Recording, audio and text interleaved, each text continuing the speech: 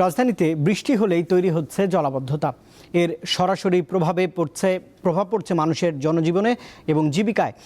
আর বিশেষ করে কিছু এলাকার দোকানপাটে পানি ঢুকে নষ্ট হচ্ছে জিনিসপত্র। দীপ্ত টেলিভিশনের নিয়মিত আয়োজন জনতার কথায় থাকছে সেই প্রসঙ্গ।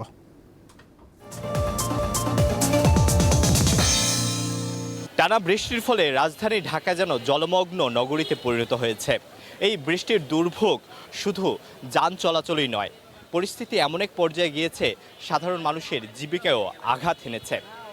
এই বৃষ্টির ফলে রাজধানীর অনেক বাণিজ্যিক এলাকায় দেখা গেছে অনেক দোকানিরা দোকান খুলতে পারেনি, ফলে সম্মুখীন হয়েছেন ব্যবসায়িক ক্ষতির।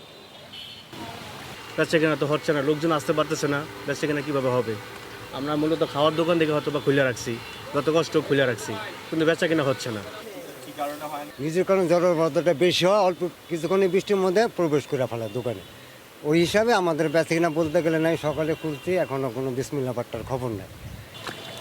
এই যে মানুষ আসতেছে না, আমরা ব্যস্ত পারতাছি না, এখনো বিসমিল্লাহ হয় নাই। এমন মানুষই নাই যে বৈশা যেন কথা কমু দুইটা গল্প করুন, ওই লোকও নাই। কোনো কাস্টমারই বের হচ্ছে না এই বৃষ্টির জন্য। তা আমাদের অবস্থা অনেক শোচনীয়। আমরা দেখা যাচ্ছে আমাদের দোকান খুললে বিদ্যুৎ বিলে খরচ আছে, এসি ফ্রিজ চার্জ আছে, তারপর আমাদের স্টাফদের খরচ আছে, ঠিক আছে। প্রতিদিন দেখা যাচ্ছে মানে 7 থেকে 8 হাজার টাকা খরচ দোকান খুললে, ঠিক আছে, কিন্তু ওই পরিমাণ তো বেচা কিনা হচ্ছে না ওই পরিমাণ। তো পানিবন্দির মতো, কারণ ওই যে সামনে লামতারি না, কাস্টমার কেমনে থাকবো কারণ ওই যে কাপড় ভিজিয়ে মানুষ একটা গাড়ি গেলে সব কাপড়ই ভিজায় এলায়।